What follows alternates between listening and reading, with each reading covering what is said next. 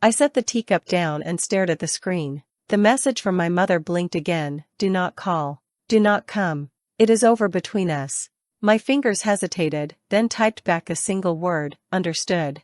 The house was silent, too silent. The quiet pressed against my ears, louder than any argument I had ever overheard. Somewhere deep inside, a sharp ringing pulsed, a warning I could not ignore. I remembered my childhood. Outwardly, we were a normal family. My father owned 5 restaurants in Seattle called Hayes Family Dining. My mother handled the books. Ryan had charisma. I had invisibility. On Christmas photographs, everything looked perfect: matching sweaters, smiles, pearls glinting in the soft glow of the string lights. But when the camera clicked away, the illusion faded. The hierarchy revealed itself. I was never chosen. Father often praised Ryan. "You have business in your blood," he said. And then a quieter, almost dismissive: "Emily has art." Art was treated like a flaw, a distraction from the serious matters of family. I tried to understand it, to mold myself into the spaces they reserved. When I was 14, Ryan got a brand new mountain bike. I got one from a garage sale, spray-painted blue to match his. When I was 17, he crashed his car. Father bought him a replacement immediately. I got a 1-month suspension for a parking ticket. I continued to try. Always. I wanted acknowledgement, a word of pride, a glance that said I belonged. The acceptance letter arrived when I turned 18. I had been admitted to a design college in Seattle. I showed it to my parents with a grin. Father's face remained cold. "If you stray from the restaurants, you stray from family," he said. Mother did not speak. Ryan smirked. I packed a small bag, left, and began my own life. I worked nights as a waitress. I taught design to students who trusted my skill more than my own family ever had. I lived on noodles and coffee. Every semester, I sent postcards home. No replies came. Still, I managed. Every small success was mine alone, built on nights of exhaustion and days of quiet defiance. The ache of exclusion never left, but I learned to carry it as one carries a wound, hidden, persistent, shaping the person I was becoming. Even after I settled into my own apartment, the shadows of home lingered. I would pass the Hayes Family Dining signs in Seattle, feel the hum of familiarity, and a pang of exclusion. Ryan's face appeared in memories, always smiling, always praised. I tried to imagine what it would feel like to be the chosen one, to have effortless approval. Instead, I carried my small victories alone, and each one felt heavier because I knew the weight of their indifference. One evening, I returned to our old house to pick up a box of my things. Father was in the kitchen, counting receipts. Mother was quietly at the table, balancing statements. Ryan leaned against the doorway, the familiar smirk tugging at the corners of his mouth. I barely nodded, took the box, and left. Their glances never followed. The holidays were the hardest. Family photos came in the mail. I looked at them and saw the perfection I could never touch. Matching smiles, synchronized gestures, the illusion of warmth. I sat with my own projects, sketching ideas for spaces that could belong to anyone, anywhere. Those sketches were my quiet rebellion, my statement that I could create something meaningful without approval. At school, my professors noticed me first for my attention to detail, then for the way I could transform a blank room into a story. I thrived in the small applause of peers, in critique sessions where my work was taken seriously. Each acknowledgement stung in the memory of absent praise from home, but it also fueled me. I realized that the validation I had been chasing was possible, but it would not come from them. By the time I graduated, I understood something crucial. Family love, at least the kind I sought, was not guaranteed. It was conditional, and I had never met the conditions.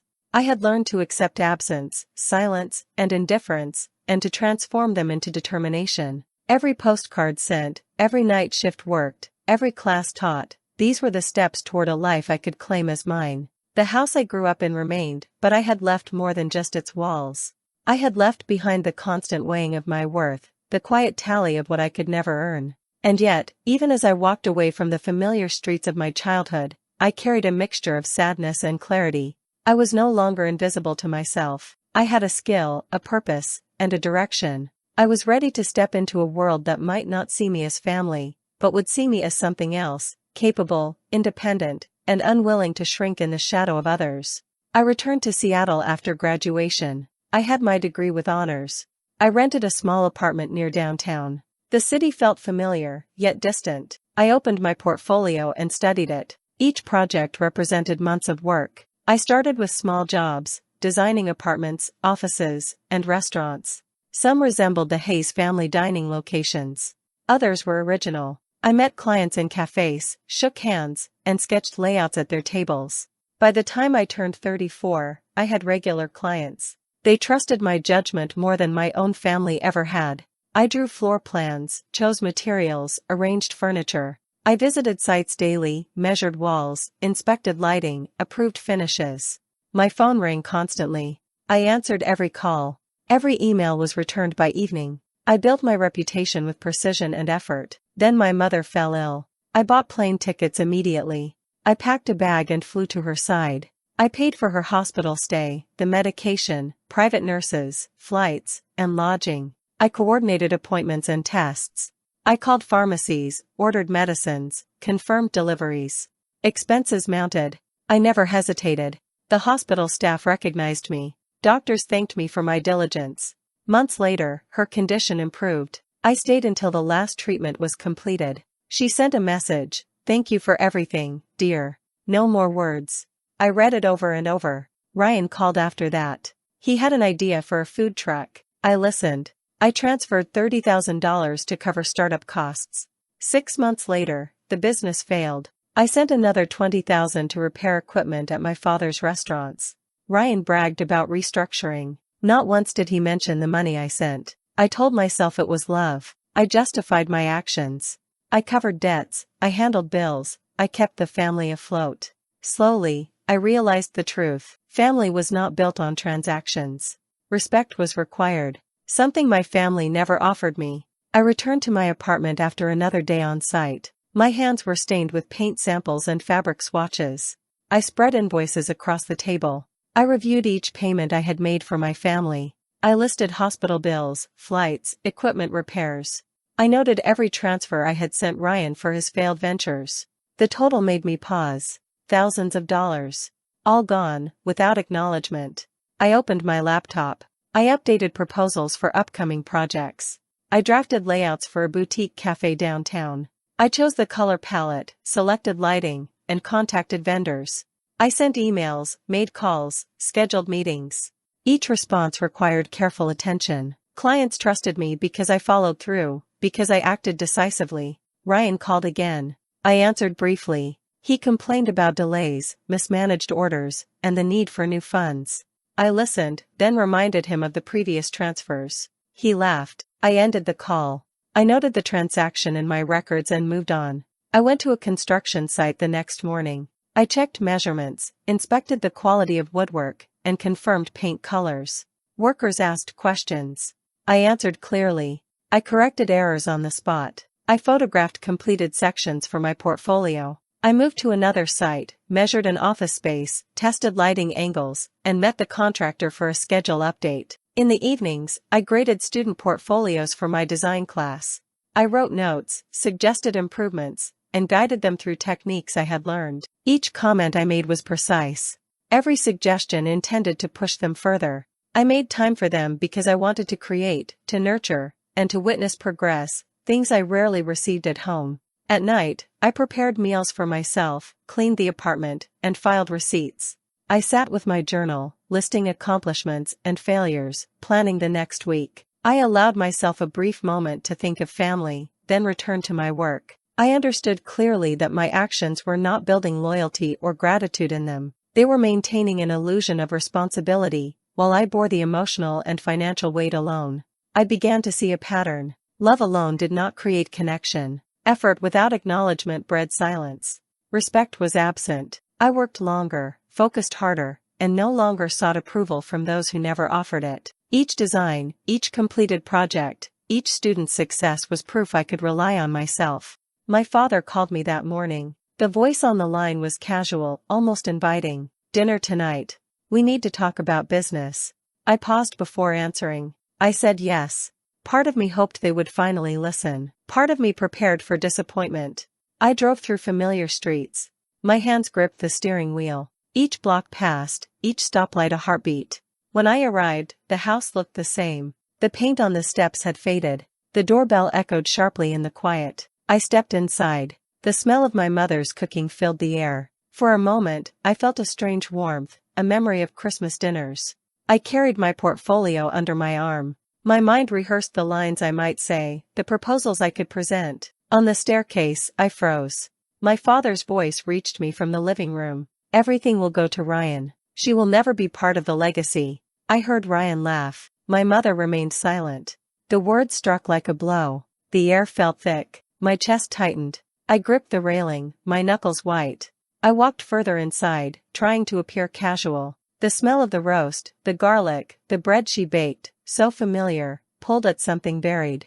I took a deep breath. I thought of presenting my portfolio, showing them the work I had poured myself into. But the words my father had spoken echoed louder than any introduction I could make. Father looked up from his seat at the head of the table. "Ryan is the only one who truly cares for the family. She just lives her own life." My knees trembled. I froze on the staircase.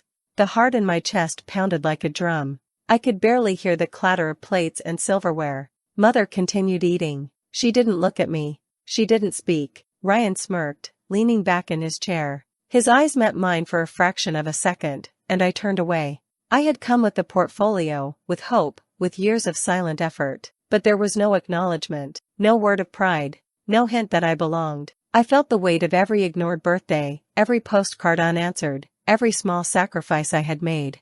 I stepped back and left quietly. No one called after me. No one moved to stop me. My hand still clutched the portfolio. I walked down the driveway, each step deliberate. I reached my car and sat inside for a moment. The evening air was cool against my face. I unlocked my phone. My mother's message repeated itself: "Do not call. Do not come. It is over between us." I typed back slowly. "Understood." I placed the phone on the passenger seat. My hands no longer shook. The silence was different now. It was full of pain, yes, but also clarity. I realized that nothing I had done, no effort, no care, would change their perception of me. I drove away, leaving the house and the smells, the voices, and the cold judgment behind. By the time I returned home, I sat at my small kitchen table. I set the portfolio down, opened it carefully, and studied each page. Each sketch, each plan, each project reminded me that I could create without their approval. The house remained empty and still around me. For the first time, the silence did not crush me. It spoke to me. It said I could survive this. I could continue. I stepped into the dining room. The table was set neatly. Plates gleamed under the overhead light. The roast sent warmth through the air. Father lifted his head. His eyes met mine for a brief moment. Ryan leaned back, smirking. Mother continued arranging the salad. I placed my portfolio on the edge of the table. "I came to drop off my presentation," I said calmly. My voice felt small. Father waved a hand. "Put it there. Ryan will take care of it later." Ryan chuckled quietly, not looking at me. Mother kept cutting vegetables without speaking. I swallowed. My hands trembled slightly. "I thought we might review the plans together," I added. Father shook his head. "We are not discussing your projects. Everything will go to Ryan. You live your own life." Ryan laughed. I felt heat rise in my chest. Mother didn't look up. I set the portfolio down carefully. I stepped closer to the table. I noticed the wrinkles forming at the corners of my father's eyes. Ryan's smirk widened. My mother's hands moved precisely as she sliced the bread. I wanted to say something, anything. My throat felt tight. I couldn't. "I've spent months preparing this," I whispered. No one reacted. I pushed the portfolio slightly toward Ryan. He reached out lazily, glanced at the sketches, and shrugged. Father sipped his wine. Mother picked at her plate.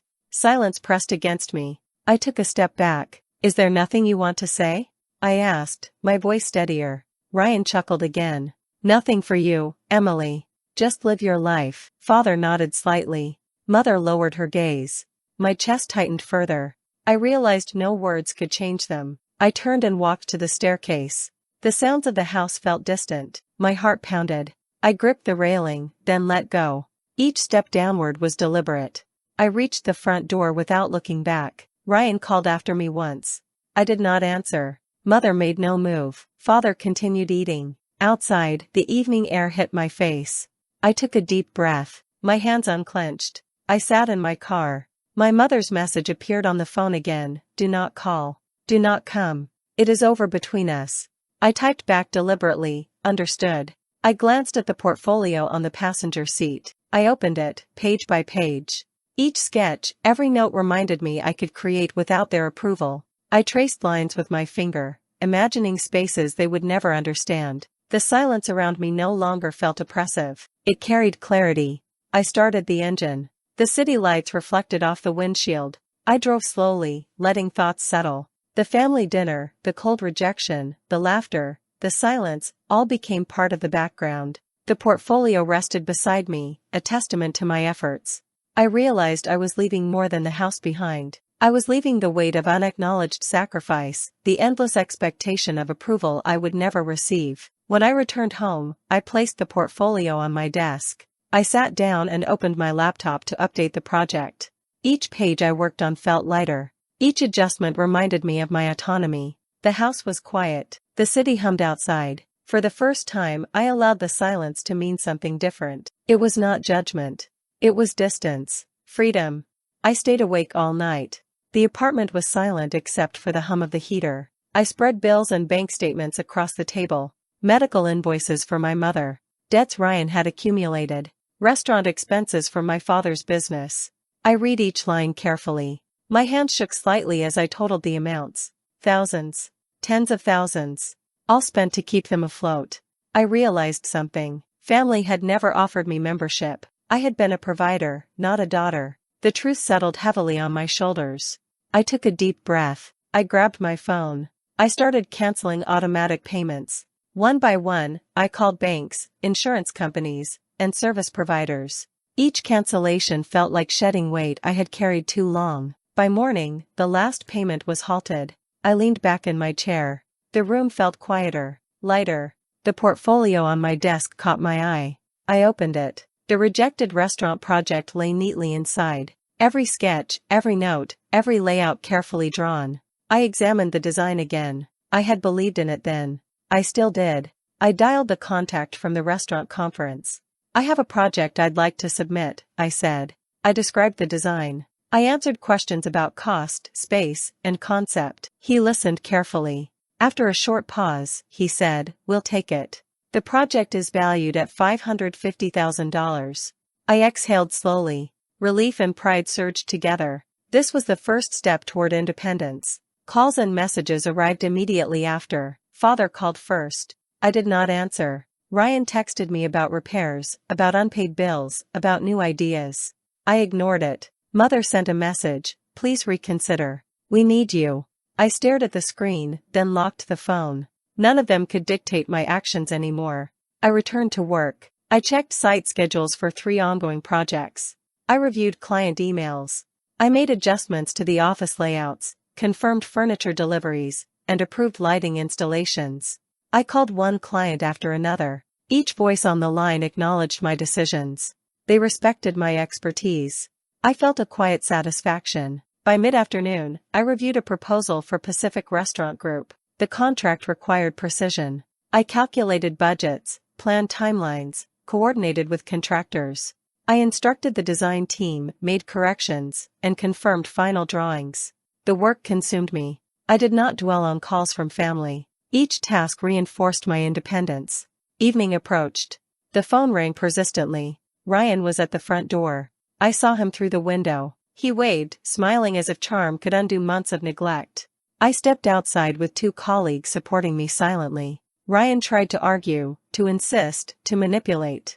I shook my head. "I am not part of this family anymore," I said firmly. My voice carried, steady. He faltered. My colleagues flanked me, silent but present. Ryan turned away, frustrated. I closed the door behind me. The quiet of the apartment wrapped around me. The city lights outside reflected the calm I felt inside. I could work, create, and thrive without the demands of those who never valued me. I looked at my desk. The portfolio remained open. Plans, notes, and sketches symbolized not just work, but autonomy. I had stopped pretending. I had stopped waiting for their approval. The next morning, my phone buzzed again. Father left a voicemail. "Emily, we need to talk. It's about the restaurants."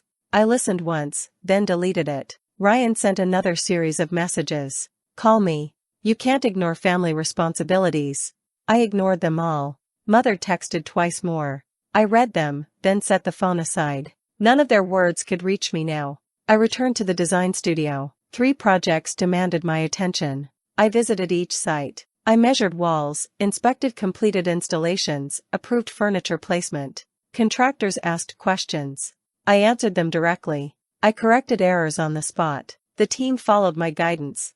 Every decision was mine alone. I felt a strength I hadn't realized I possessed. By midday, I reviewed budgets for Pacific Restaurant Group. I recalculated costs, adjusted delivery schedules, and coordinated staff assignments. Emails flew back and forth with clients.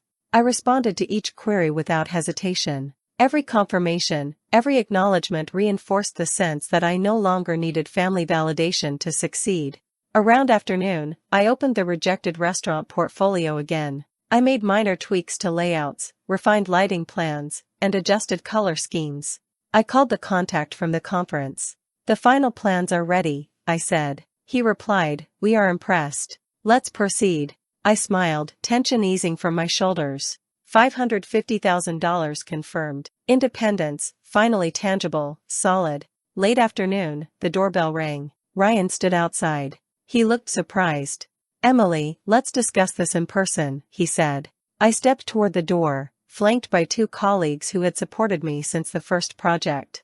I opened it. "There's nothing to discuss.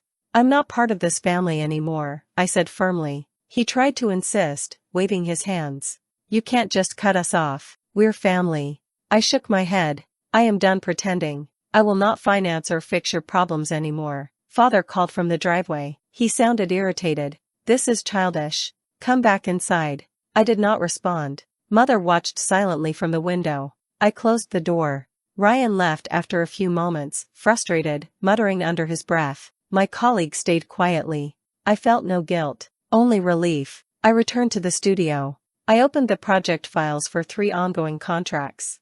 I reviewed floor plans, confirmed client approvals, and scheduled installations. Each task I completed reinforced autonomy. I checked emails and responded promptly. The city hummed outside. I focused on work, not family. That evening, I walked home with my portfolio. I reflected on the night's events. Every canceled payment, every decision to focus on myself, every firm refusal to engage with my family reinforced freedom. I no longer sought approval or acceptance. I had my work, my clients, and my own integrity. I opened my apartment door. Silence wrapped around me, unlike before. It was not empty. It was space for creation. I sat at my desk. The portfolio lay open. The sketches, the proposals, the completed plans were proof of my independence. I reviewed them carefully. Every detail reminded me I could thrive without approval or support from those who ignored me. By nightfall, the city lights glimmered through the window. I turned off my phone. No calls, no messages. Just work, and the quiet power of autonomy. For the first time, I felt completely untethered from the family that had once controlled my life. I knew I could create, earn, and live on my own terms. I no longer pretended. I no longer waited. I simply existed, and that existence was enough. 3 days later, Sarah arrived at my office. She held a thick folder. I looked up from my sketches. She didn't smile. Her eyes were steady. "Emily, you need to see this," she said. I gestured to the chair. She sat and opened the folder. Papers spilled across the desk. Bank transfers. Receipts. Airline tickets. Expensive watches. I leaned closer. Each document detailed money moving from the restaurant business into Ryan's personal accounts. The amounts were staggering. "He's been stealing for 3 years, Sarah said quietly. I nodded, a mix of anger and relief flooding through me. Finally, proof. Proof that my efforts, my support, my sacrifices had been taken for granted. Sarah looked at me. "I ended it. I can't stay with someone like this." I didn't need to ask who. She handed me the folder. My hand shook slightly as I reviewed each page. Each figure, each transaction confirmed what I had always suspected. I sat back in my chair. The office felt different. Lighter somehow. I closed the folder and organized the papers. This evidence was powerful. It could no longer be ignored. For the first time, my sense of justice felt tangible. Sarah collected her things. "Thank you for listening. Be careful," she said. I nodded, still processing. She left quietly. The next day, I arranged to meet my family at a cafe. The sun was high, the streets busy, but I felt calm. I arrived first and chose a table near the window. Father arrived, brisk and formal. Ryan followed, smiling, trying to appear confident. Mother came last, quiet, settling into her seat without looking at me. "Emily, what is this about?" Father asked sharply. "We don't have time for childish games." I nodded slightly. Ryan leaned forward. "I don't know why you're making a scene. This is unnecessary." Mother remained silent, her hands folded on the table. I set the folder in front of me. I also placed a copy of the restaurant project I had sold for $550,000 beside it. "These are the facts," I said. Ryan misused funds. The project I presented was valued and accepted independently. I am building something real, not dependent on anyone's support. I spoke clearly, steadily. Father's hand twitched slightly as he reached toward the papers. Ryan's confident expression faltered. Mother continued to watch silently. I opened the folder carefully, pointing to transactions. "Look, transfers from the restaurant account to personal accounts. Purchases he could not justify. Trips he took at company expense. This is your oversight, not mine." Ryan's face paled. Father frowned, searching for words. I continued. "I have built my independence through work, creativity, and integrity. No one here can take that away from me." The cafe felt unusually quiet. Passers-by did not notice the tension at our table. I stayed calm. Every glance, every hesitation from them reinforced my position. No anger, no shouting, only facts. My heart still raced slightly, but I felt in control. I had never felt more grounded. After a long pause, Ryan shifted in his seat. He tried to respond, but no words seemed sufficient. Father leaned back, the lines in his face deeper than usual. Mother finally looked at me. I did not meet her eyes, focusing instead on the folder and the project. I knew the truth was undeniable. I had confirmation of what I had suspected for years. I gathered my things. "I am done here," I said. I stood, keeping my posture steady. Ryan remained seated, silent. Father did not follow. Mother said nothing. I walked out of the cafe, leaving the folder on the table. The street outside felt clear. I exhaled, the sunlight warming my face. I was free. I walked home slowly. The city hummed around me, but inside, there was calm. The folder felt lighter in my bag. It wasn't just evidence, it was closure. I unlocked my apartment door. Silence greeted me. Not empty, not heavy, just space. I placed the folder on my desk. I opened it again, page by page, verifying each transaction. I allowed myself a deep breath. The tension that had gripped me for years finally loosened. I no longer had to worry about misplaced trust or ignored sacrifices. I had proof. I had freedom. Days passed. The phone remained quiet. No calls from Ryan. No texts from Father. Mother's old messages appeared once in notifications, but I did not respond. Each passing hour reinforced independence. I focused on work. I returned to client emails, site inspections, and project plans. Every completed task reminded me I no longer answered to anyone but myself. 6 months later, Aunt Karen called. "Emily, you should know, the family restaurants have gone bankrupt. Ryan is facing accusations. Your parents are working low-paying jobs," she said. I listened carefully, feeling only distance, not joy. I had expected nothing else. I thanked her and hung up. Life had shifted naturally. No triumph in others' misfortune, only confirmation of reality. I opened my portfolio. Projects from the past year lay neatly organized. The $550,000 restaurant design, client contracts, and completed sites formed a tapestry of accomplishment. I ran my fingers across the plans. I had created something tangible, something that belonged solely to me. The phone buzzed again. I glanced. A message from Mother: "Do not call. Do not come. It is over between us." I stared at it, then set the phone down. I no longer felt pain or emptiness at these words. Distance, yes. Calm, yes. But no longing, no fear. I had removed the need for their validation from my life. Evenings became my own.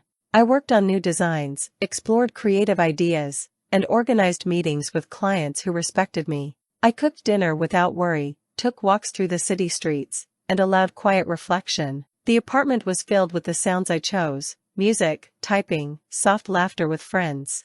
Not demands, not expectations. I thought of Ryan, of Father, of Mother. None had the power to unsettle me. Their attempts to control, to claim, to belittle, had failed long ago. I smiled briefly. Not triumphantly, but quietly. I had survived the indifference and negligence.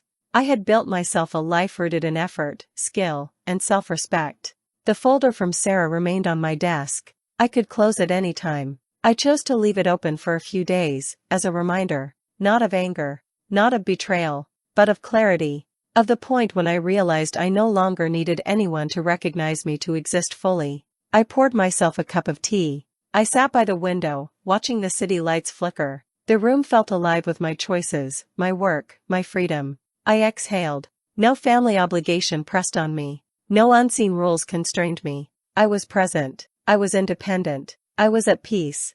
The message from Mother, once a source of deep pain, now held only a simple truth. Distance was clear. Boundaries firm. Freedom real. I sipped my tea slowly. The night stretched quietly, and for the first time, fully, I felt the profound relief of being free from those who had never valued me. I would never depend on them again.